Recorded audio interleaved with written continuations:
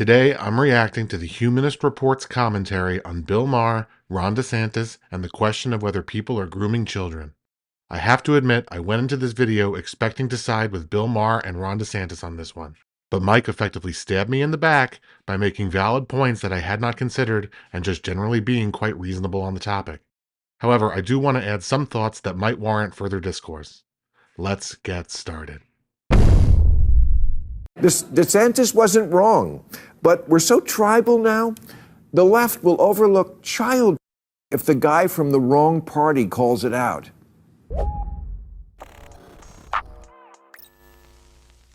You just got a small taste of an insane new rules segment from Bill Maher, and the longer it goes on, the worse it gets, and it gets really bad. Now, I already knew that Bill Maher was gone, but it really wasn't until that clip that I realized, oh, he's gone. Like, there's no coming back. His brain has completely rotted to the point where he's now just a standard anti-Trump Republican. This clip is a good summary of this video. Yes, Mike does a great job of rebutting Bill Maher's segment on Ron DeSantis.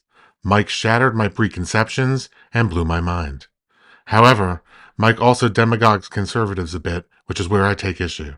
So I'm going to point out where Mike changed my mind and also try to steelman some conservative arguments when I might disagree. Which isn't necessarily surprising because he's a wealthy white dude who's never worked a real job a day in his life, so it's not shocking to see him become increasingly fascistic in his old age. That's a quick example of the demagoguing I mentioned.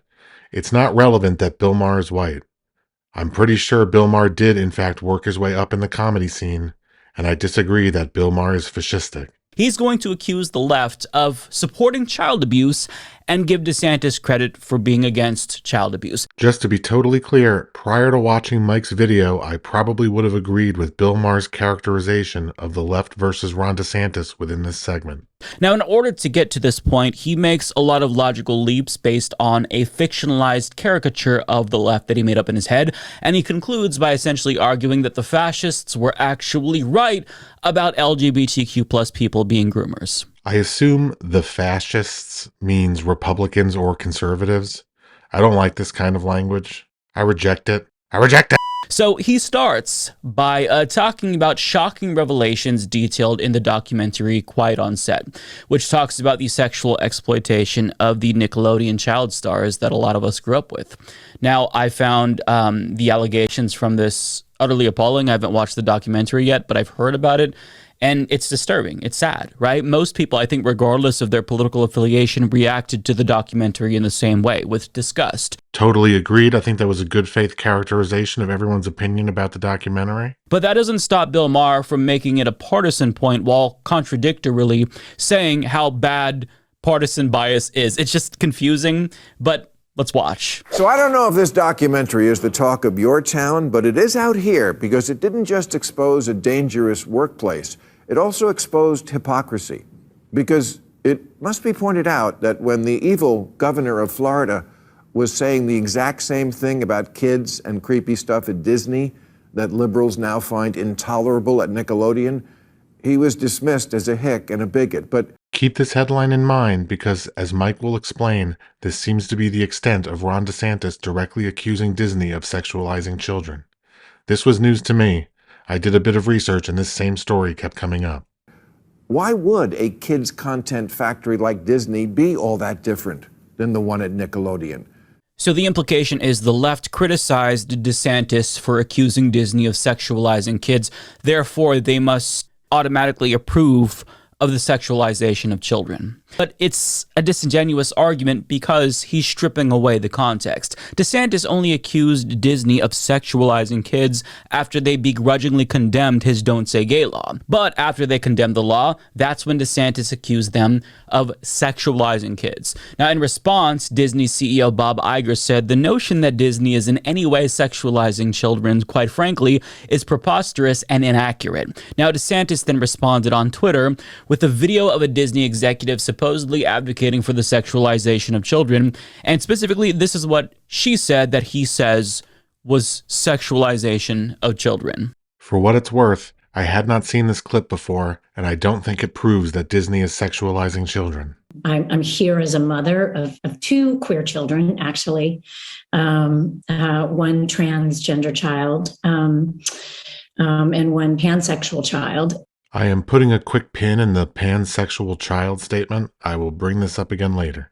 And also as a leader. We have many, many, many LGBTQIA characters in our stories, and yet we don't have enough leads and narratives in which gay characters just get to be characters and not have to be about gay stories. Another quick note, she first mentioned LGBTQIA characters and then started talking about gay characters specifically.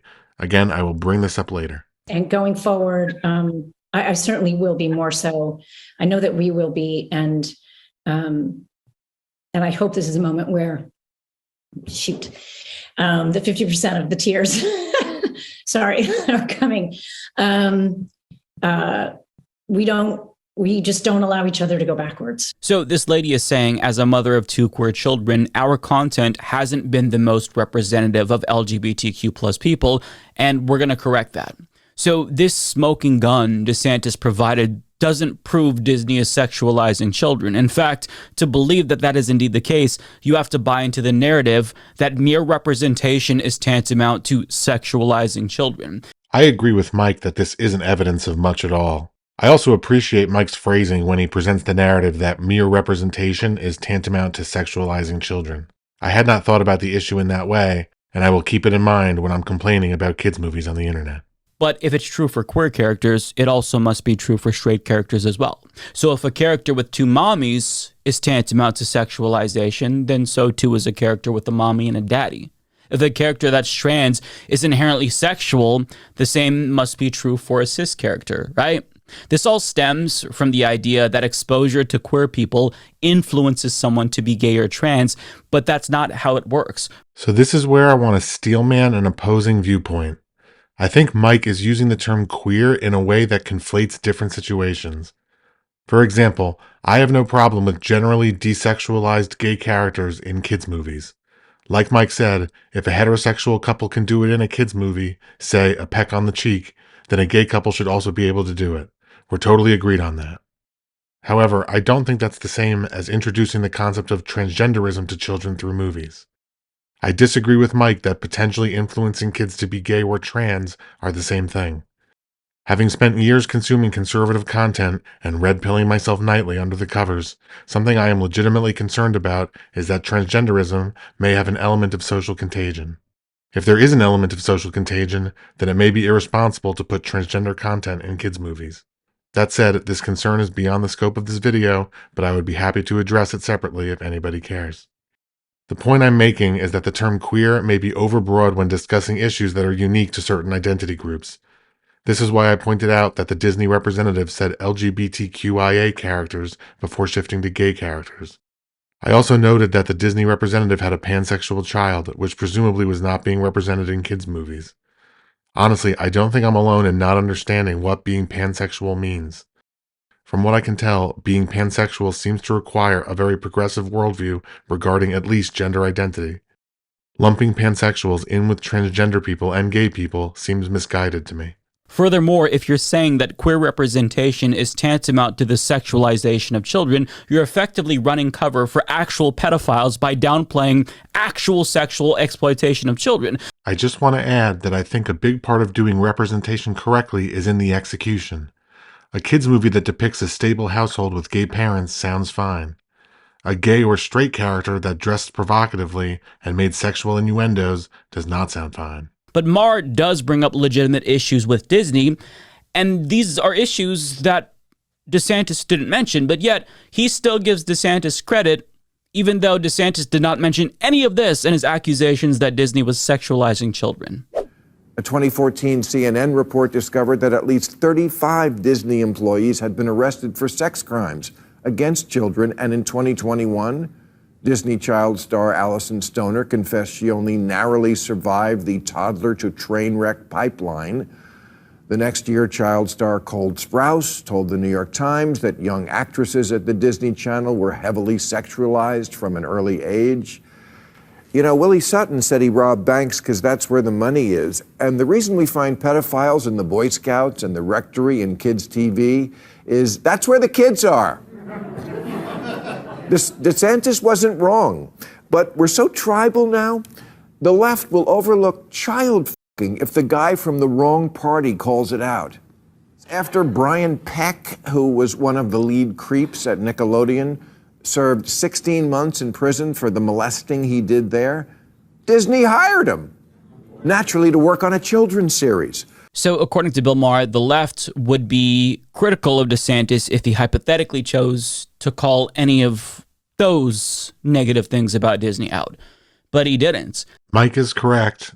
It does not look like DeSantis criticized Disney for any of those stories. If DeSantis chose to call out any of that, I think that every single leftist would agree with him. Because I think it is alarming and incredibly irresponsible of Disney to hire this person. And of course, there should be an external investigation into them, because it wouldn't surprise me if the same stuff that went on at Nickelodeon also went on at Disney. Point well taken. We all know that DeSantis doesn't really care about sexualizing kids. He just hates queer people. Again, I think that's demagoguing.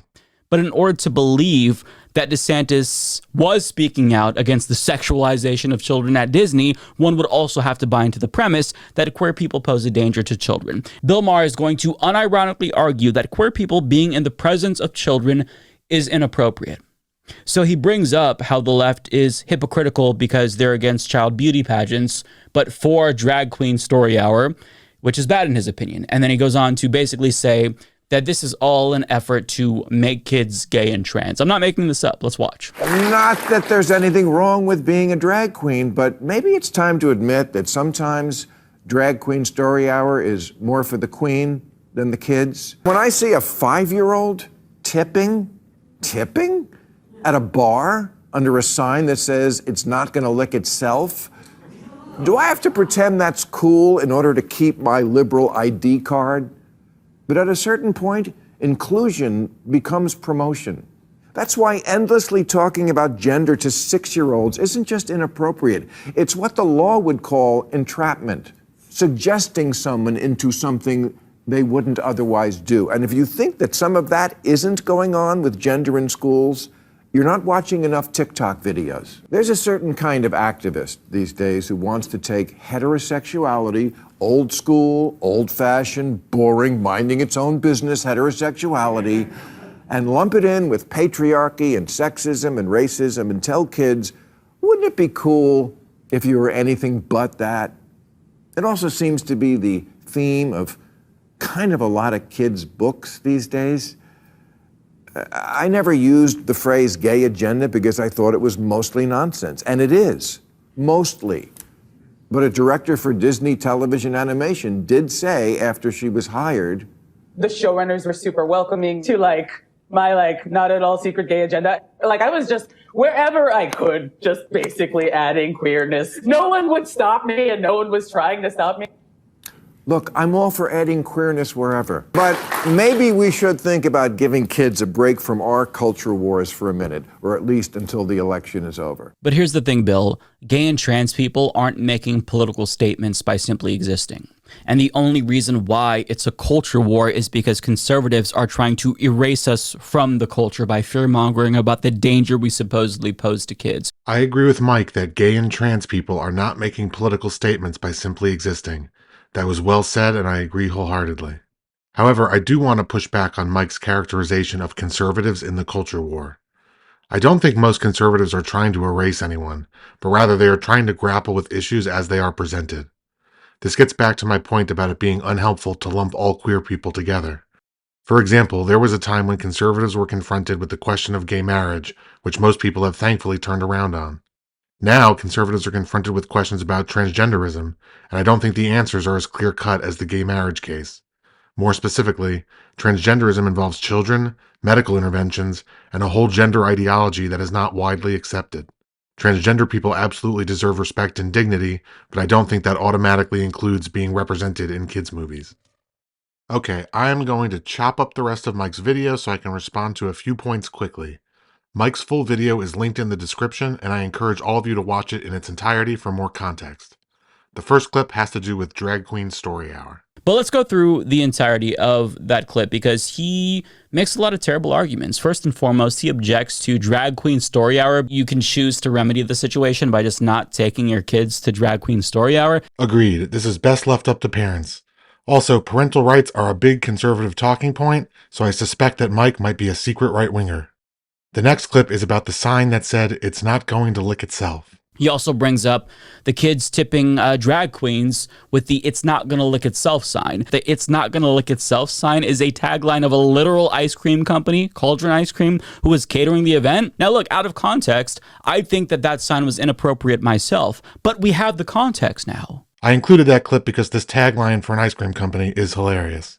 I still think it's a bit inappropriate for children, but hey, I don't have to take my kids there. The next clip is about how being gay or trans is not a choice. He wants you to think that queer inclusion is tantamount to promotion and even entrapment. But in making this point, he's implicitly accepting the right's argument that being gay or trans is inherently a choice, when it's not. You can't entice children into being gay or trans any more than you can entice them into being straight or cis. You either are or you aren't. I don't know if I'm a conservative per se, but I'm definitely not saying that being gay or trans is a choice. My point is that being gay and trans are two different things that present different cultural questions. I'm going to give Mike the last word. But in conclusion, Bill Maher just didn't sufficiently demonstrate that DeSantis is against the sexualization of kids. I'm sure that he is, if I had to guess, but he didn't make that argument, right? Nor did Bill Maher prove that queer people are in favor of sexualizing kids, nor did he prove that they would disapprove of DeSantis if he actually condemned real child sex abuse. All right, please like and subscribe. And wait, is that another clip? He's even fear-mongering about the gay agenda now. Oh no, I forgot about the gay agenda. In other words, the gay agenda is effectively more representation. The gay agenda is representation, but I just watched a Pixar movie with a gay kiss in it. But buying into the idea that a gay agenda exists at all is kind of this like Trojan horse. Oh God, gay agenda, Trojan horse, what's happening? I'm gay now.